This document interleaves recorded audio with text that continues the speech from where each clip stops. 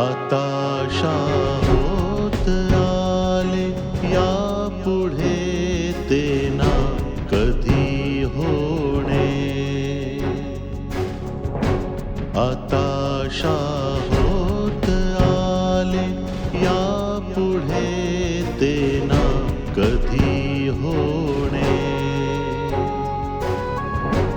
आता तरी मिळूनी सर्व बोला, आता तरी मिळूनी सर्व बोला, ना ऐसे ना पुन्हा होणे. हताशा होत आले यापुढे ते ना कधी होणे.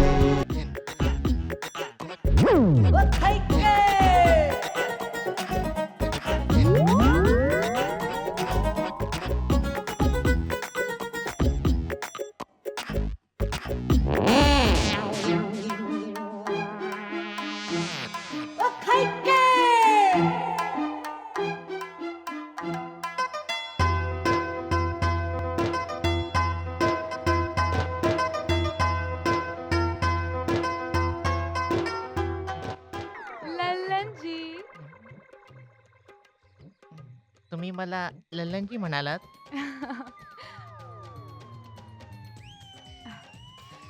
मग मी अजून कोणाला म्हणणार लल्लनजी? तुम्ही खूप थकत असाल ना? नाही नाही, मी कधी थकत नाही. लल्लनजी, बोला. तुम्हाला इथे खूप काम करावं लागत असेल ना? मी नोकरच आहे. काम तर करावंच लागेल. ह्या जगात नोकराला काही किंमत आहे का? कोण म्हणाला की तुम्ही नोकर आहात? मी कुठे तुम्हाला नोकर समजते. अहो, तुम्ही तर आत्याबाईंच्या मुलासारखे आहात. तुमची गोष्टच निराळी आहे ज्योतिजी. तुम्ही म्हणत असाल तर मी तुमच्यासाठी काहीही बनवू शकतो. काय? मला म्हणायचंय की नोकर, असिस्टंट, सेक्रेटरी काहीही बनवू शकतो. अहो, तुमच्यासाठी तर मी काहीही बनवू शकतो. असं? तुम्ही कोणीही बनाल? हो. तुम्ही हसता तेव्हा किती गोड दिसता लल्लनजी. खरं? म्हणजे मी तुम्हाला आवडतो तर? पण जेव्हा तुम्ही अशी नोकरांसारखी कामं करता ना, तेव्हा मला अजिबात आवडत नाही. खूपच वाईट वाटतं. खरं सांगायचं म्हणजे आमच्या आईसाहेब सुद्धा एवढं काम करून घेत नव्हत्या. आज मला आईसाहेबांची खूप आठवण येत आहे. फुकटात माणूस मिळालाय तर नोकरासारखं राबवून घेतात. तुम्हाला ना आत्याबाईंसोबत निघून जायला हवं होतं. आता तुम्हाला कसं सांगू ज्योतिजी? मी आता जिथेही जाईन तुम्हाला सोबतच घेऊन जाईन. कसला विचार करताय तुम्ही अहं, लल्लनजी? काही नाही. मी विचार करत होतो की तुम्ही किती चांगले आहात. तुम्हाला किती काळजी वाटते माझी. एक गोष्ट सांगू, मला तर तुमची ही अशी अवस्था बघवतच नाही. तुम्ही खूपच थकून जाता ना. नाही नाही, मी थोडीच थकतो. तुम्ही सांगा काय करायचंय ते. जर म्हणत असाल तर जेवण बनवणं, झाडू मारणं, लादी पुसणं, अहो अशी सगळी कामं करू शकतो मी. नाही नाही, तुमच्यानी होणार नाही. अहो हेच काय, तुमच्यासाठी तर मी काहीही करू शकतो. तुम्ही सांगून तर बघा. काहीही? काहीही. नक्की? नक्की. अहो कधी आजमावून तर बघा. शपथ? शपथ. बघा हा ललनजी, शपथ मोडू नका हा. नाही नाही, अजिबात नाही. बोला तरी. Bye Lalanji. Bye bye. Bye bye. Bye bye. Bye bye. Bye bye.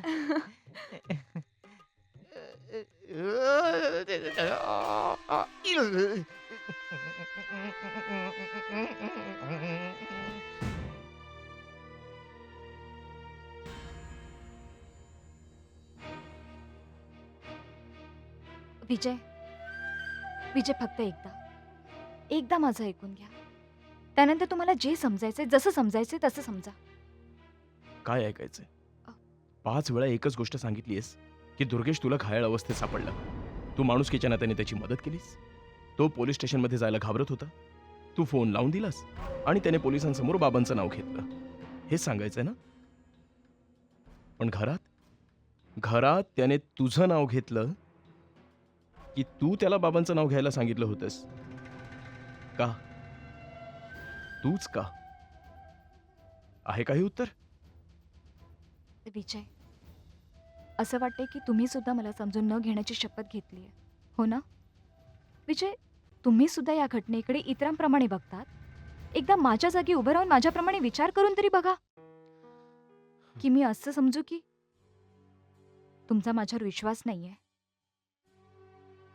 विजय, तुम्हीच ती व्यक्ती आहात जिने प्रत्येक परिस्थितीत, प्रत्येक पावली, प्रत्येक वेळी मला साथ दिली आणि साथ देण्याचं वचन दिलंय. जर का तुझी तक्रार खरी असती ना, तर आजही मी तुझ्याच बाजूने असलो असतो. पण ही केसच चुकीच्या आधारावर बनवली गेली आहे. आणि भारती, ज्या आजारी माणसाला या केसमध्ये गुंतवण्यात येत आहे ना, ते माझे बाबा आहेत. जर ते तुमचे वडील आहेत तर माझे सुद्धा कोणी आहेत. जर तुमचं त्यांच्याशी नातं आहे तर माझं सुद्धा त्यांच्याशी काही नातं आहे. तुम्ही मला नाती समजावताय, त्यांचं महत्व समजावताय. नाही, महत्व नाही समजावत आहे. आठवण करून देतोय भारती की आपल्या महत्वाकांक्षे पुढे नात्यांचा विसर पडू देऊ नकोस. विजय, असं मी खूप मोठी गोष्ट बोललात, खूप मोठी. तुमच्या तोंडून असं काही ऐकण्याची मी कल्पनाच नाही करू शकत. पण मला माहितीये की तुम्ही ही गोष्ट मनापासून नाही तर रागात आणि नाराजीने बोलतात. विजय, फक्त एकदा विचार करून बघा की तुमची भारती कुठल्या खोट्या केसच्या आधारावर एक निरपराध माणसाला अपराधी ठरवू शकेल? माहित नाही, पण मला एवढं माहिती आहे की तुझ्या हलगर्जीपणामुळे आज या घराला खूप मोठी शिक्षा भोगावी लागते. भारती, मी तुझा नवरा आहे, पण आईच्या काळजावर जो घाव घातलायस ना, त्याचं मी काय करू?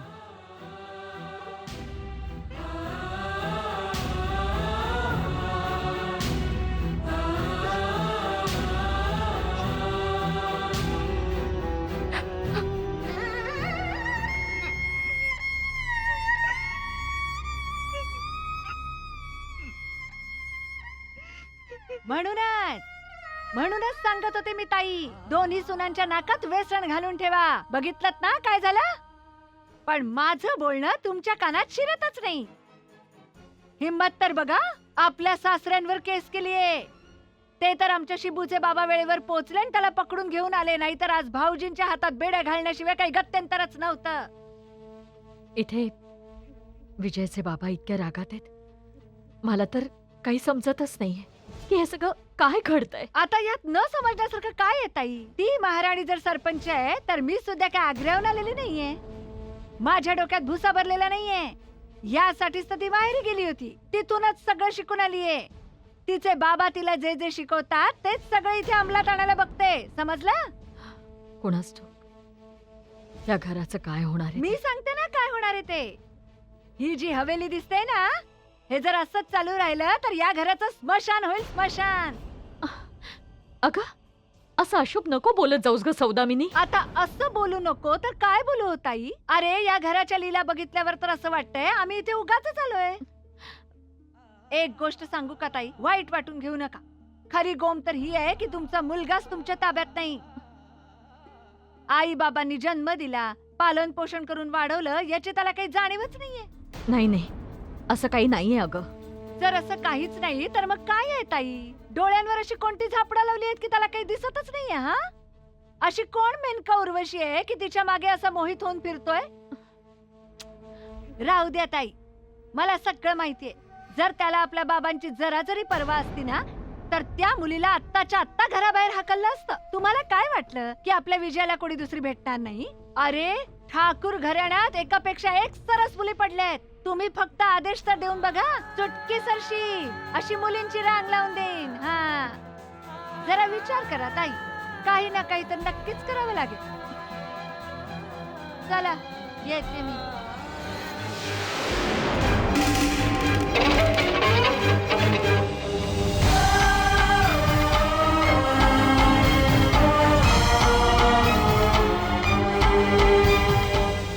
मी या हवेलीत आल्यापासून एक गोष्ट माझ्या लक्षात आली आहे की तुम्ही इथे कोणालाच आवडत नाही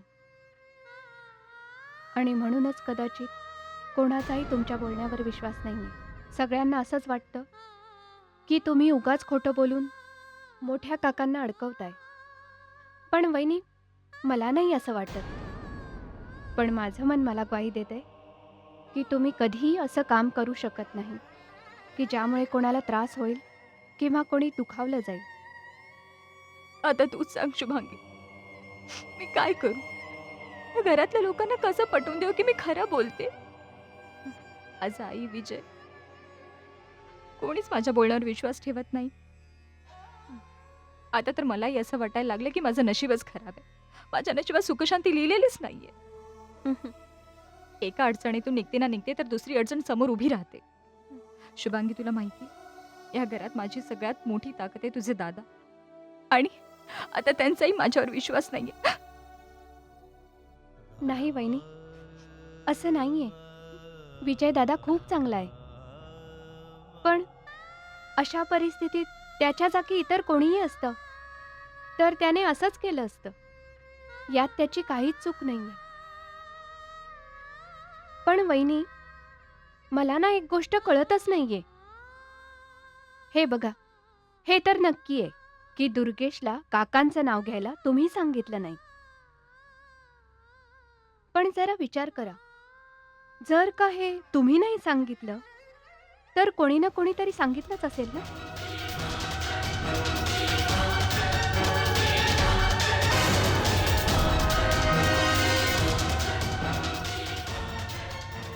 म्हणजे मला नीट समजलं नाही. म्हणजे असं की की दुर्गेशने तुमच्यासमोर पोलिसांना मोठ्या काकांचं नाव सांगितलं आणि इथे येऊन त्याने सगळ्यांसमोर सांगितलं की भारतीने सांगितलं मोठ्या काकांचं नाव घ्यायला. मग हे सगळं तो स्वतःच्या इच्छेने तर नक्कीच करत नसेल. कोणी ना कोणीतरी सांगितलंच असेल ना. हं, तू बरोबर बोलतेस शुभांगी. मी तर हा विचारच केला नाही. माझ्या लक्षातच आलं नाही. कोणीतरी नक्कीच आहे जो बाबांच्या वाईटावर टपलेला आहे, ज्याला अजिबात वाटत नाही की या घराचं भलं व्हावं, या घरात शांतता टिकावी. कोण असू शकेल? शुभांगी, खरं सांगू तुला, मला माझ्यापेक्षा जास्त बाबांची काळजी आहे. असा कोण आहे जो बाबांचा शत्रू आहे? बाबांच्या जीवाला धोका आहे म्हणजे आई? नाही, मी असं होऊ देणार नाही. मी या गोष्टीचा छडा लावेनच की ह्या मागे नेमकं कोणाचा हात आहे. कोण आहे जो बाबांचा आणि या घराचा शत्रू आहे?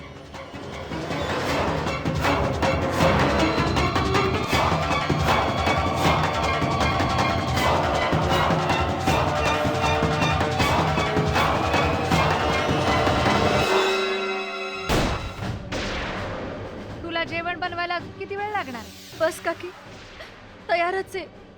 फक्त फोडणी घालायची बाकी आहे. फक्त फोडणी घालायची बाकी आहे. माझ्यावर उपकार करत नाहीयेस. असं समजू नकोस की जेवण बनवलं म्हणजे काकीला खिशात घालता येईल. मी तुम्हा दोघींना बघते. दोघींचं लक्षण एकच आहे. तिच्या मुसक्या सकाळीच बांधल्यात. आता तुझ्याकडे बघायचं बाकी आहे. राम राम राम राम राम. काकी, तुम्ही हे काय बोलताय? मी स्वप्नात देखील कधी असा विचार करणार नाही. हे सगळं काही मी माझ्या ना माहेरी शिकले आणि नाही इथे. हे सगळं तीच करेल जिच्यावर असे संस्कार आहेत. ठाणं, पोलीस, कचेरी, ह्या सगळ्या गोष्टी माझ्या मनात सुद्धा कधी येणार नाहीत. कधी विचार सुद्धा करू नकोस. ती तर वाचली, पण तू वाचू शकणार नाहीस. सरळ माहेरी तुझी रवानगी करेन. हा, अहो काकी, एवढं मोठं कारस्थान केल्यानंतर त्या महाराणीला काय सोडून देणार आहात? असं कसं सोडून देईन? बघत राहा, आत्ता कुठे तिची सुरुवात झालीये. एक एक दिवसाचा हिशोब द्यावा लागेल तिला. तिला आपल्या सासू आणि विजयवर खूप विश्वास होता ना. आज तर त्यांनीच तिला पर्क केले. चांगलं झालं की सासूबाई तिच्यावर भडकल्या. अरे, ती सासूबाईंच्या जीवावर खूप उड्या मारायची. आता तिचे उलटे दिवस सुरूच झाले समज. अहो काकी, तिने काम सुद्धा उलटच केले ना. बाप रे, सरळ सरळ काकांनाच अडकवून टाकलं. त्याचा हिशोब तर मी बरोबर चुकता करेन. पण तू हा विचार करून खुश होऊ नकोस की सगळे तिचा तिरस्कार करतायत म्हणजे तुझं पारडं जड होईल. तुझी शेंडी आता माझ्या हातात आहे. आपली पोळी भाजण्याचा प्रयत्न करू नकोस, कारण मी ती भाजू देणार नाहीये. पण मी कुठे काय म्हणाले काकी? तोंड सुद्धा उघडू नकोस. हे सुंदर केस आहेत ना, ते पकडून अशी रस्त्यावर फेकून देईन. आता बघत काय बसतेस? सगळ्यांना भूक लागली, आवर पटापट. हं.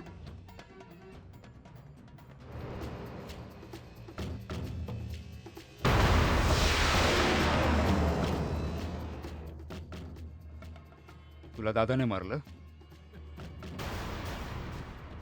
अरे बोल ना, आता काय दातखिळी बसली का तुझी? बोल ना, दादाने मारलं तुला? बोल ना. मला माफ करा. नाटक करतोस होय? खरं बोल, नाही तर फोडूनच काढतो. सरपंच साहेबांचं नाव घ्यायला भारतीताईंनी सांगितलं होतं.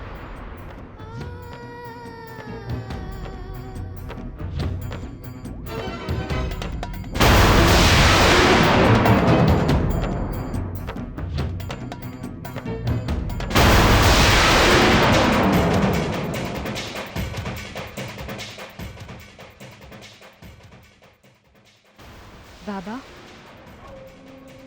आमच्या नजरेसमोरून दूर हो आधी, तेच बरं होईल. आमची अशी इच्छा नाही आहे की या हवेलीमध्ये ते घडावं जे आजपर्यंत घडलेलं नाही.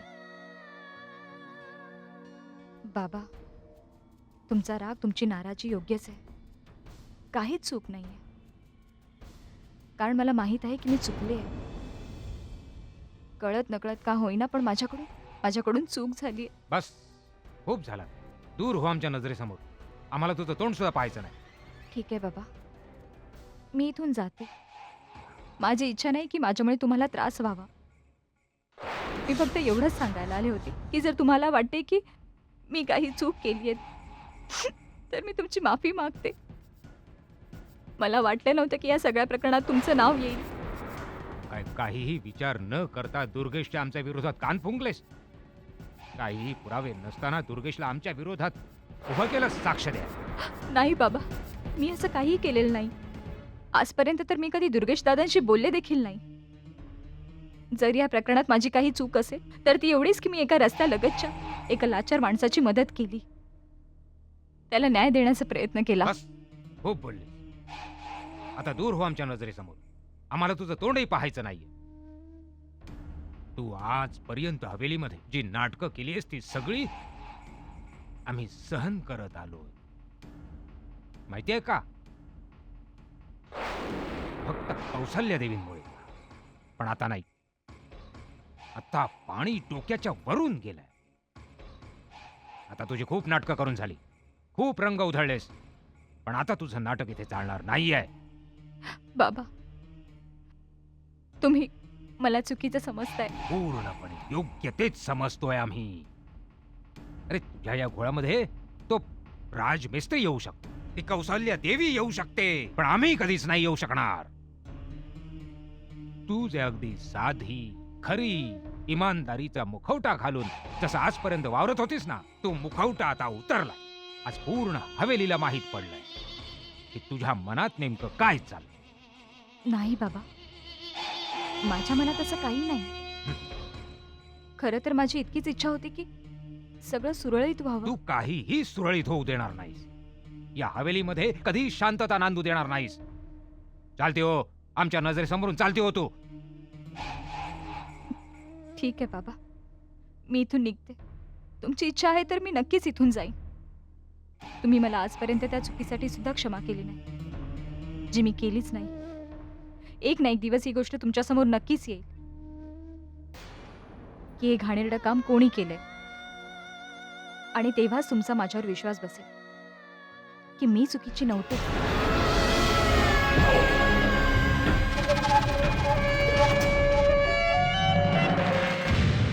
आता होत आले यापुढे ते ना कधी होणे.